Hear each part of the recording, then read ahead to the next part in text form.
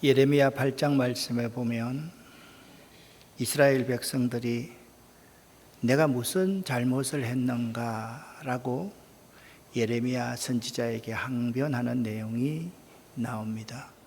오늘 그 말씀에 대해서 여러분과 함께 하나님 말씀을 나누도록 하겠습니다. 최근 신림역 묻지마 칼 살인 사건은 우리 모두에게 큰 충격을 던졌습니다. 살인범 이 형제가 한 남성을 흉기로 수차례 찌르는 장면이 담긴 영상을 사람들은 무분별하게 확산시키면서 이 영상을 본 사람들이 정신적인 충격을 호소하기도 합니다. 자기가 살기 싫다고 어떻게 인간이 이럴 수가 있느냐, 무서워서 못 다니겠다고 사람들이 말하곤 합니다. 참 불안한 세상 가운데 우리는 살아가고 있습니다. 이 사람이 태연하게 이렇게 가는 모습, 이런 가는 모습은 우리에게 더 큰 충격을 주었습니다.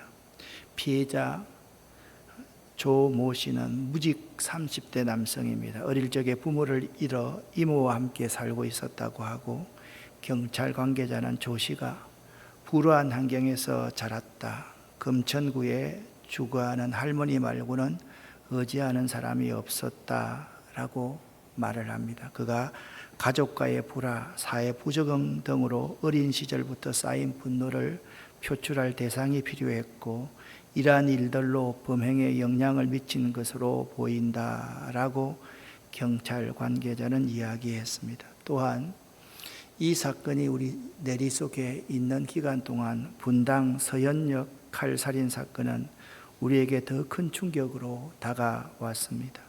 오늘 새벽 설교 준비를 마칠 즈음에 들은 소식으로는 그에게 당했던 60대 여성이 하늘나라에 가셨다고 합니다. 차로 들이받은 뒤 무차별 칼부림했던 이 형제는 22살 최원종이라는 사람인데요. 관심을 끌고 싶어서라고 그렇게 말합니다. 참 안타까운 일입니다. 국민들의 불안이 점점 더 커갑니다. 이러한 흉악한 사건들을 보면서 가해자들의 인권만을 생각하지 피해자들의 인권은 생각하지 않는다는 불만이 터져나오고 있습니다. 어떤 사람은 사형제도를 부활시켜야 한다고 말을 하고, 어떤 사람은 감형 없는 영구격리, 감형 없는 무기징역을 만들어야 해서 그들을 영원히 격리해야 된다고 말을 합니다. 관심을 끌고 싶어서, 나는 이런데 다른 사람이 잘 사는 것이 꼴보기 싫어서, 정말이지 이런 행동은 자신뿐만 아니라 자신의 주변 사람들, 특별히 가해자들의 부모나 할머니를 생각하면 그분들도 평생 주홍근 씨를 아마 가슴에 새기고 살 것이라고 생각을 합니다. 그리고 피해자들에게 엄청난 상처를 주는 행동이기에 하지 말아야 되고, 이런 일은 일어나지 말아야만 합니다. 그런데 우리 교회도 결코 안전한 지대는 결코 아닙니다. 교회에 이런 사람들이 훨씬 더 많이 오기 때문입니다. 또한 한 초등학교 교사 선생님이 맞이한 절망에 마음이 많이 아픕니다. 여러분, 내 자식이 귀하면 다른 사람의 자식은 더 귀한 법입니다. 이것이 도덕이고 윤리여야만 합니다. 우리 모두는 더 이웃을, 더 남을, 다른 자식을 더 귀하게 여기고 더 다른 자녀들을 존중할 줄 아는 사람이 되어야 되고, 이런 사람이 성숙한 사람인 것입니다. 우리 교회도 많은 현직 선생님들이 계시는데 참 그분들을 위해서도 날마다 기도합니다. 안타까운 일들을 당하지 않았으면 참 좋겠다. 젊은 나이에 세상을 떠나신 선생님을 애도하는 이 선생님들의 모습을 보면 참으로 안타깝다라는 생각을 지울 수가 없습니다. 혹시나 우리들 가운데 내 자식이 귀하다고 생각해서 학교 선생님들에게 언어의 폭력을 가한 적은 없는지를 한번 생각해 보실 수 있기를 바랍니다. 그 선생님도 어느 누구의 귀한 자식이다. 우리 아이가 잘했고 그 선생님이 못했습니다. 그렇다 할지라도 그분은 그 부모님에게는 참 소중한 자녀라는 사실을 우리는 잊지 말아야만 합니다. 특별히 우리 그리스도인들은 이런 자세를 잊지 말아야만 합니다. 다시 한번 말씀을 드립니다. 내가 귀하고 내 자식이 귀하면 다른 사람은 더 귀하고 다른 사람의 자식은 더 귀하다는 사실을 우리는 결코 잊어서는 안 되는 것입니다. 예레미야 선지자가 활동하는 그 시대의 모습이 오늘날보다 더했으면 더했지 덜하지 않는 시대였습니다. 그 시대를 죄악의 시대, 하나님의 규례를 버렸던 시대라고 성경은 정의하고 있습니다. 하나님의 규례를 버려 행하는 사람들의 모습을 예레미야는 오늘 8장 10절에 이렇게 말합니다. 작은 사람에서부터 큰 사람에 이르기까지 누구나 돈을 욕심내고 있는 시대라, 그렇게 이야기를 합니다. 예레미야서 8장 11절 말씀에 보면 내 백성이 큰 상처를 입었음에도 그들은 아무렇지도 않게 여기는 시대가 그 시대라라고 말을 합니다. 우리는 참 비극적인 사건을 보면서 내 자식이 아니니까 다행이다라고 생각은 안 하겠지만 조금만 더 가면 우리 백성 가운데 큰 상처를 입었는데도 아무렇지도 않게 여기고 있는 우리들이 아닌지를 한번 생각해 볼 수 있어야만 하겠습니다. 8장 12절 말씀에 이렇게 말합니다. 그들은 역겨운 짓을 하고도 부끄러워할 줄 모르는 사람들, 수치를 알지도 못하고 얼굴 붉힐 줄도 모르는 사람들이라고 그렇게 말씀하고 있습니다. 하나님께서는 예레미야 선지자를 통해서 그들에게 이렇게 심판의 말씀을 하십니다. 내가 그들의 아내를 다른 사람에게 주겠고 그들의 밭을 새 주인에게 주겠다. 그들은 쓰러질 것이며 내가 그들에게 벌을 내릴 때에 그들은 멸망할 것이다. 여호와의 말이다. 아멘. 저는 이 말씀 속에서 오늘날 이 어그러진 우리가 이해 안 되는 사건들의 해답이 있다라고 생각을 합니다. 우리들이 어떻게 살아야 하는지를 잘 가르쳐 주는 말씀입니다. 그렇다고 하면 그 시대의 사람들의 모습은 어떠했을까요? 4절부터 8절까지를 제가 읽어볼 테니까 여러분들이 눈으로 읽어가시기를 바랍니다. 예레미야야, 너는 유다 백성에게 말하여라. 나 여호와가 이렇게 말한다. 사람이 넘어지면 다시 일어나야 하지 않겠느냐? 그릇된 길로 가면 다시 돌아서야 되지 않겠느냐? 그런데 어찌하여 이 백성은 그릇된 길로 가면서도 다시 돌아오지 않느냐? 그들이 거짓에 사로잡혀서 돌아오기를 거부하고 있구나. 내가 귀를 기울여 들어보았지만 그들은 한마디도 정직한 말을 하지 않았다. 그들은 악한 짓을 하고도 뉘우칠 줄 모르는 사람들이다. 도리어 악한 짓을 하고서도 도리어 내가 무슨 잘못을 했는가라고 말한다.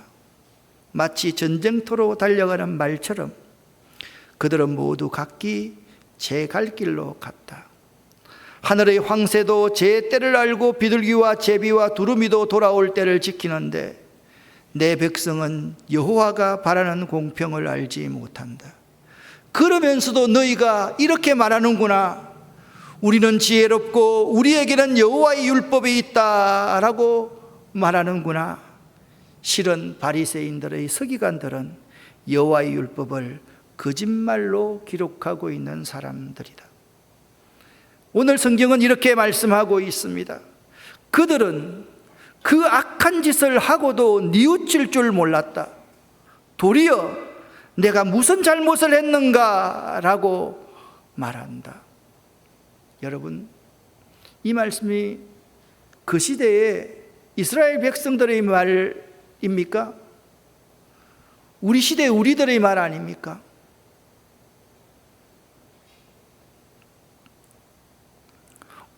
한국 교회의 모습, 우리 믿는 자들의 민낯을 한번 볼 수 있기를 바랍니다.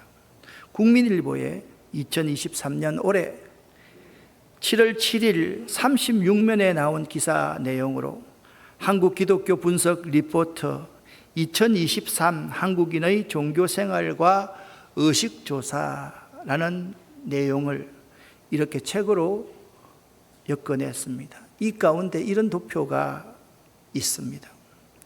종교 인구 변화 추이. 그러니까 종교라면 기독교, 불교, 캐톨릭 다 포함하는 겁니다. 1998년도에 종교인이 우리나라 민족 가운데 52.8%였고 비무종교인이 47.2%였습니다. 그런데 2007년을 기점으로 해서 이것이 역전됩니다. 종교인이 46.6%이고 비종교인이 53.4%가 됩니다. 그리고 2023년 현재 종교인이 36.6%, 비종교인이 63.4%입니다. 개신교인 중에 교회 정기 출석 여부를 한번 살펴보면 더 충격적입니다. 1998년도에는 10명 가운데 9명가량이 정기적으로 교회 출석하고 있고 1명 정도가 정기적으로 출석하지 않았습니다. 코로나를 겪고 난 이 이후로 교인들 가운데 7명이 정기적으로 출석하고 있고 3명은 교회 출석을 정기적으로 아예 하지 않고 있는 사람들입니다. 더 충격적인 통계를 제가 보면서 아주 놀랐습니다. 비종교인들이 종교별 호감도를 한번 살펴보니까 불교가 32.9%의 호감도를 가지고 있고 로만 캐슬릭 처치가 29.9%의 호감도를 가지고 있는데 개신교는 6.8% 정도의 호감도를 가지고 있습니다. 샤머니즘, 유교 사이에 끼어 있을 정도입니다. 여러분, 이 제품을 제가 출시했다고 생각을 한번 해보십시다. 이 제품이 6.8% 정도의 신뢰를 얻고 있다고 한다면 이 제품을 팔 수 있겠습니까? 이 제품을 팔아서 성공할 수 있겠습니까? 아마 그 제품을 만든 사람은 이 제품 파는 것을 접어야만 할 것입니다. 이렇게 한국 기독교는 심각한 위기에 처해 있습니다. 지금 사람들이 좀 모여서 예배 드린다고 해서 한국 기독교가 성장해 가는 것이 아니라 비종교인 가운데서 종교의 신뢰도가 6.8%밖에 안 된다라는 것은 우리가 2023년 현재입니다. 이것은 매우 심각한 문제로 인식하지 않으면 안 된다라는 것입니다. 종교가 없다고 답한 이들이 2017년에는 53.4%였는데 올해는 63.4%로 늘었습니다. 그들이 신앙을 버린 까닭, 종교를 버린 까닭을 묻는 질문에 종교에 대한 관심이 없어서가 39.7%, 40% 정도가 되었고요. 28.9%를 기록한 종교에 대한 불신과 실망보다 큰 숫자입니다. 이제 종교에 대한 비판을 넘어서 무관심 시대로 접어들었음을 우리에게 잘 보여주고 있는 통계입니다.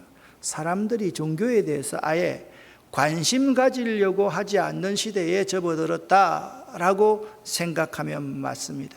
이 통계에 의하면 정기적으로 교회에 출석하지 않는 교인들이 코로나 이전보다 3배가량이나 늘었습니다.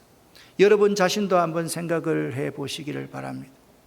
정기적으로 교회에 출석하지 않는 사람들이 코로나 이전보다 3배가 늘었다. 이것은요, 작은 인원이 아니라 엄청난 인원입니다. 우리 대한예수교 장로회 통합처 교세를 보면 몇 년 전보다 교인이 50만 명 정도가 줄었습니다.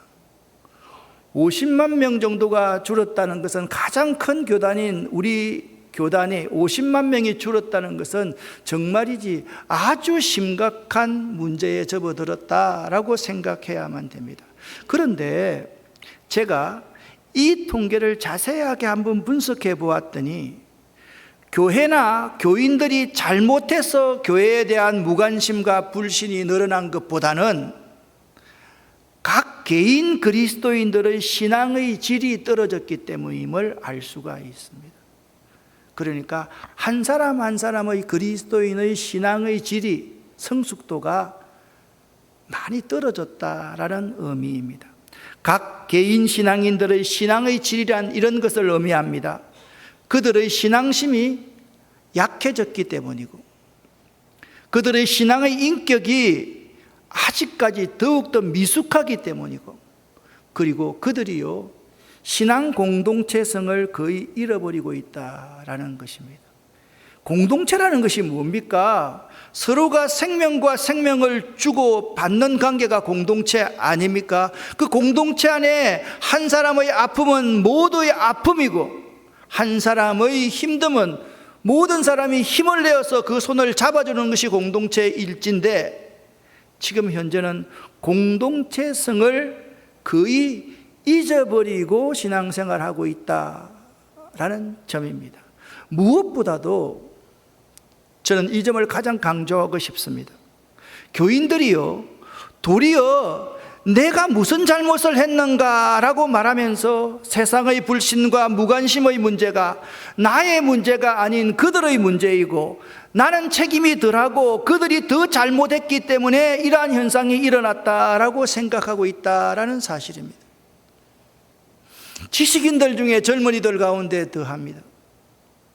저기에 강화문에 가가지고 마스크 끼다가 마스크 벗었던 나하고 성이 똑같은 그 목사 때문이라고 생각하지, 나 때문이라고 생각은 하지 않는 것이 우리들의 모습입니다.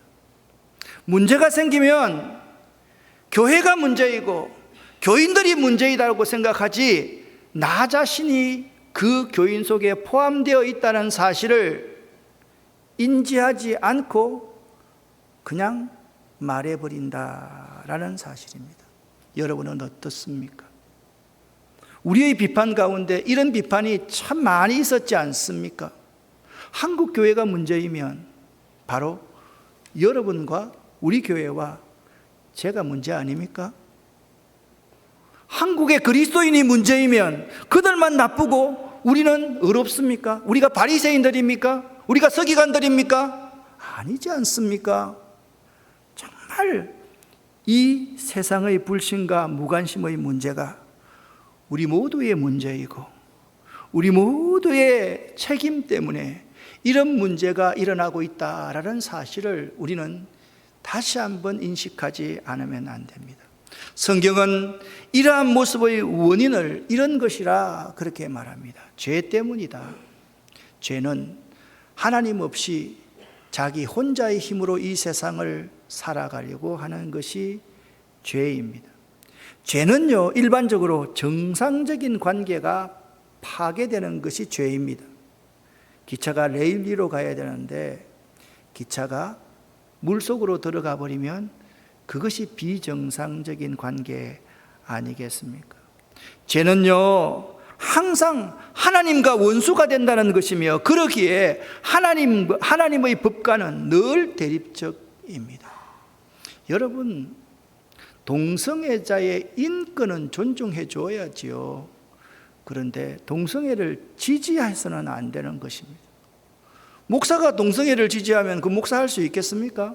성경에 창조 원리가 다른데 동성애자가 있으면요, 그들이 구원받을 수 있도록 우리가 얼마든지 안아줘야만 합니다. 그러나 나 자신이 그런 것을 합리화시켜서는 안 된다라는 사실을 알아야만 합니다.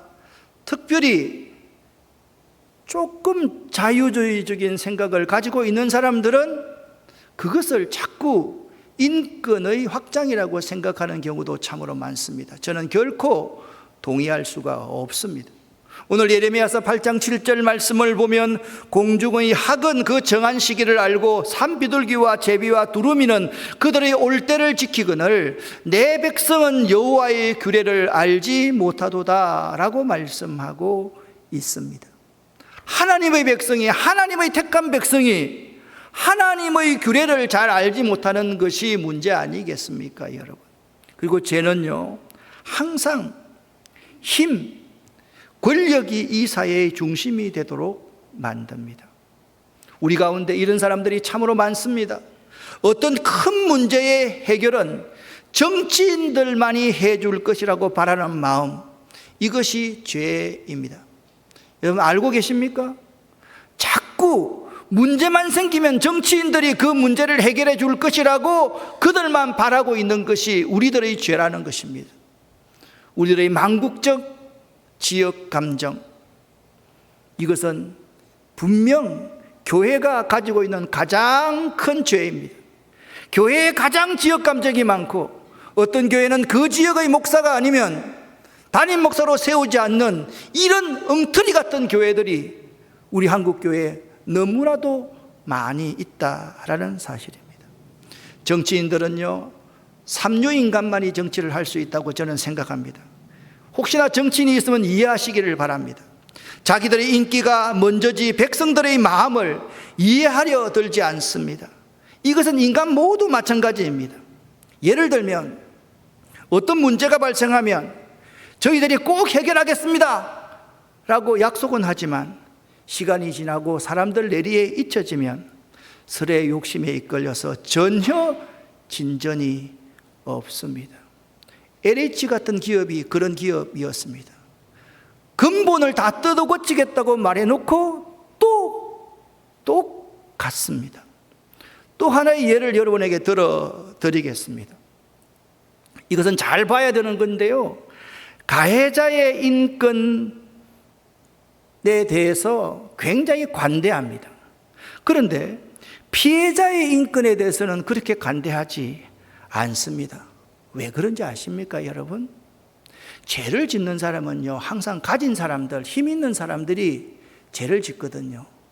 그들이 들어가면 법이요, 누구를 보호해야 됩니까? 자기들을 보호해야 되기 때문에 법을요, 자기들 보호하기 위해서 가해자의 인권에 대해서 신경을 더 쓰게 만드는 거예요. 말은 백성들, 서민들의 인권을 내세우겠다라고 말하면서 실제로는 가해자의 인권을 훨씬 더 귀하게 생각하는 법이 현재의 법이다라는 사실입니다. 또 한 가지, 죄는요, 항상 돈을 사랑하게 만듭니다. 돈이 최고라고 말합니다. 오늘 예레미야서 8장 10절 말씀을 보면 작은 사람에서부터 큰 사람에 이르기까지 누구나 돈을 욕심내고 있다라고 말씀하고 있습니다. 우리가 잘 알고 있는 디모데전서 6장 10절 말씀에 돈을 사랑함이 일만 악의 뿌리가 되나니 이것을 탐하는 자들은 미혹을 받아 믿음에서 떠나 많은 근심으로서 자기를 찔렀도다. 오직 너 하나님의 사람아, 이것들을 피하고 무엇을 따르며 믿음의 선한 싸움을 싸우라. 영생을 취하라. 이를 위하여 네가 부르심을 받았느니라. 우리가 부르심을 받은 이유는요, 우리 오직 너 하나님의 사람들인 우리는요, 돈을 사랑하는 것이 아니라 의와 경건과 믿음과 사랑과 인내와 온유를 따르며 믿음의 선한 싸움을 싸우며 영생을 취하는 자가 될 수 있어야만 하는 것입니다. 또한 죄는요, 가난하고 불쌍한 자들을 함부로 대하게 만듭니다. 이것이 죄입니다. 항상 가진 자 위주로, 힘 있는 자 위주로 법을 만듭니다. 그러나 정말 중요한 것은 민초들, 그들을 가장 최고로 생각할 수 있는 법이 가장 좋은 법입니다. 오늘 예레미야서 8장 11절 말씀에 의하면 내 백성이 큰 상처를 입었는데도 그들은 아무렇지도 않게 여긴다, 그렇게 말합니다. 정치하는 사람들이 자기들끼리 농담하는 말이지만 백성들은 개돼지다, 정말 악한 사람들입니다. 그냥 집 주고 먹을 거 주고 입힐 거 주면 괜찮다라고 생각하는 그들의 의식 그 자체가 잘못되었지, 성경이 그렇게 살아라고 결코 말하지 않고 있기 때문입니다. 또한 죄는요, 항상 신본주의보다는 인본주의로 흐르게 합니다. 예레미야 8장 14절 말씀에 보니까 이렇게 말합니다. 그때의 백성들은 이렇게 말할 것이다. 심판의 때를 말합니다. 어찌하여 우리가 여기에 이렇게 앉아서 죽으려고 하느냐? 우리 모두가 모여서 굳건한 요새성으로 가자. 거기에서 우리의 죽음을 한번 피해보자. 그렇게 말씀하고 있습니다. 이스라엘 백성들은요, 하나님의 징계가 그들의 범죄로 인한 것임을 알면서도 회개하려 들지 않고, 회개해야지 이 문제가 해결되는데 회개하려 들지 않고 멸망할 줄 알면서도 견고한 성읍들로 들어가서 한번 피해보자고 그렇게 말하고 있는 것입니다. 여기 하나님의 마음이 있습니다. 예레미야가 이렇게 탄식합니다. 내가 근심 중에 위로받기를 원할 때 내 마음 안에 병이 깊었습니다. 하나님 보십시오. 저 백성의 외치는 소리에 귀 기울여 주십시오. 그들이 먼 땅에서 도와달라고 부르짖고 있지 않습니까?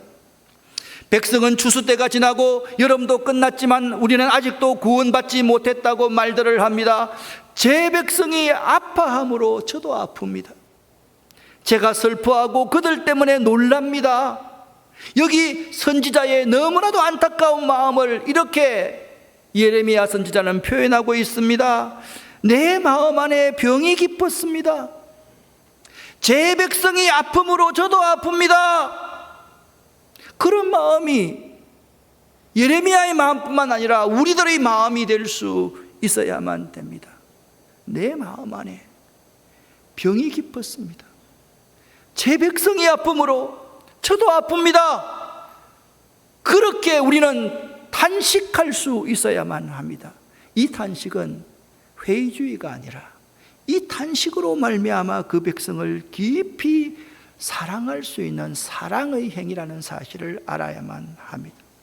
그런데 이스라엘 사람들이 하는 말은 회개가 아니라 하나님에 대한 의심입니다. 보십시오. 하나님, 정말 우리들의 성전에 하나님이 계셨습니까? 하나님이 정말 우리의 왕이셨습니까? 하나님이 우리의 왕이셨다고 하면 우리가 왜 이런 어려움을 당합니까? 라고 그들은 회개하지 않고 되려 잘났다고 하나님을 의심하고 있습니다. 그들은요, 성전과 제사의식만을 중요한 것으로 여기면서 하나님의 말씀을 듣고 순종하는 것이 중요하다는 사실을 거절했던 백성들이었습니다. 그러면서도 그들은 자기들이 제사 드리는 이 성전 안에 방금 하나님 어디 갔습니까? 하나님 죽었습니까? 라고 말했으면서도 이 성전 안에 하나님이 계시니 아무 염려할 것 없다는 어리석음에 빠져 있었던 것입니다. 믿는다고 하면서 형식적 신앙에 익숙해버리면 자신의 죄를 회개하기보다는 하나님께 그 책임을 돌리게 되고, 교회에 그 책임을 돌리게 되고, 다른 사람에게 그 책임을 돌리게 되고, 사회에 그 책임을 돌리게 됨을 아십니까, 여러분? 우리가 생명의 신앙, 생명을 날마다 추구하고 내 속에서 생명이 꿈틀거리는 그런 신앙을 가지고 있다고 하면 항상 하나님 앞에서 백성들의 아픔을 보고 눈물을 흘려서 회개하는 신앙인이 될 수 있는 것입니다. 그런데 우리의 모습이 형식적인 신앙에 익숙해 있는 거예요.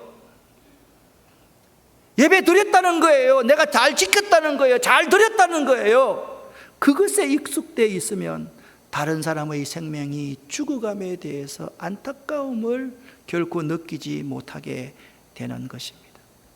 어리석은 백성들은 자기의 죄를 회개할 줄 모르고 이렇게 원망합니다.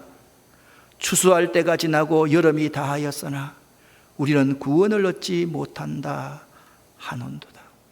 그러나 하나님의 선지자 예레미야는 이렇게 자기의 안타까운 마음을 표현합니다. 딸 내 백성이 상하였으므로 나도 상하여 슬퍼하며 놀라움에 잡혔도다.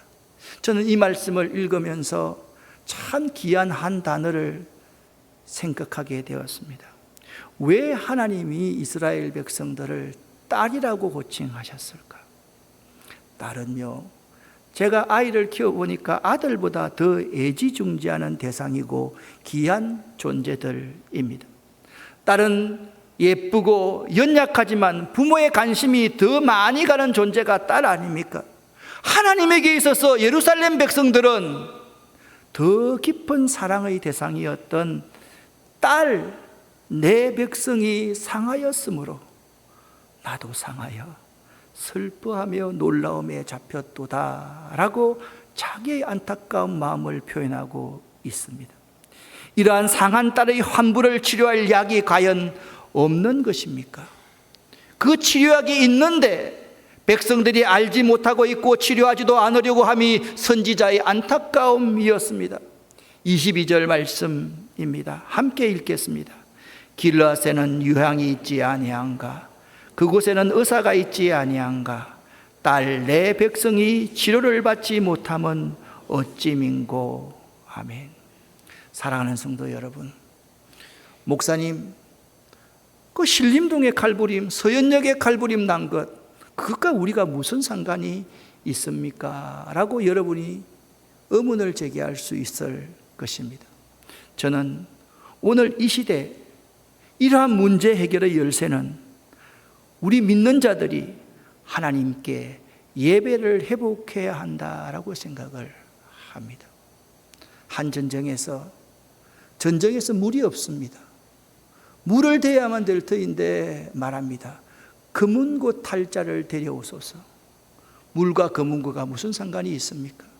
서현역의 그 살인사건과 예배가 무슨 상관이 있습니까? 교회 출석하는 사람이 66%가 줄어들었어요. 교인들이 교인답게 살지 않고 이기적이고 개인적인 성향으로 살아가는 사람들이 그렇게 많아졌습니다. 이 시대의 문제는 어떻게 보면 금은고 탈자를 데려오라는 그 엘리사 선지자의 말대로 하나님 앞에 우리가 예배를 회복하는 것이라고 생각합니다. 오늘 이 시대에 하나님께 드려지는 예배는 어떻습니까? 예배의 타락은 곧 사회의 타락이 되고 신앙적 타락을 가져옵니다. 이 시대의 사회적 타락과 신앙적 타락이 심각합니다. 무엇을 의미하고 있습니까? 그것은 이 시대 교인들의 예배가 타락하였다는 것을 말하고 있습니다. 오늘날 이 시대에는 하나님의 율례와 법도가 없는 것입니까? 맞습니다. 하나님의 율례와 법도가 사라져 버렸습니다. 바른 말씀이 아니라 왜곡되게 말씀이 전해지고 받아들이고 있는 그릇된 말씀들이 우리 가운데 참으로 많습니다. 가장 큰 축복이 영문 밖에 있는 예수 그리스도가 있는 그 가난하고 불쌍한 곳에 나아가는 것이라고 할진데 우리는 물질의 부유함이 복이라고 생각하고 있지 않습니까? 그릇된 말씀을 선포하고 있었고 말씀이 타락되어 있기에 잘못된 신앙관에 사로잡혀 있는 것이 우리의 문제인 것입니다. 천하에 한 생명이 가장 소중하다, 그 점을 우리는 잊어서는 안 됩니다. 이 시대에 말씀이 타락되었다는 것은 무엇을 의미하고 있는 것입니까? 이 땅에 5만여 교회가 있고 10만 명의 주의 종들이 있는데 어떻게 된 것입니까? 이 땅에 적게 잡아도 5명 중에 1명은 예수 믿는 사람인데 어떻게 된 것입니까? 사랑하는 아름다운 교회 성도 여러분, 이 시기에 진리를 추구하는 한 사람, 한 교회를 하나님이 찾고 계십니다. 믿으시기를 예수 이름으로 간절히 축원합니다. 신령과 진정으로 예배드리는 자들과 교회들을 찾고 계십니다. 바른 말씀이 선포되어지고 바르게 말씀을 믿고 행하는 교회와 믿는 자들을 하나님이 찾고 계시다는 말입니다. 사랑하는 성도 여러분, 여러분과 제가 한번 이렇게 고백해 보시기를 바랍니다. 따라합시다. 나는 그리스도인입니다. 다시 한번 합니다. 나는 그리스도인입니다. 여러분과 우리가 그리스도인이라고 한다면 우리들이 도리어 내가 무엇을 잘못하였는가 라고 말해서는 안 되지 않겠습니까, 여러분? 내가 무엇을 잘못했습니까? 내가 그 사람을 보냈습니까? 아닙니다. 우리가 그리스도인이기 때문에 철저하게 내가 죽고 죄인들을 살리고 우리들이 죽어서 이 세상을 살릴 수 있는 하나의 미랄이 될 수 있기를 예수 이름으로 간절히 축원합니다. 기도하겠습니다. 살아계신 하나님 아버지, 우리들이 썩어지고 죽어지는 하나의 밀이 되기를 원합니다. 우리들이 영과 진리로 예배하는 이 예배를 회복할 수 있기를 원합니다. 하나님, 우리와 함께하여 주시옵소서. 예수 그리스도 이름으로 축복하옵고 간절히 기도 올립니다. 아멘.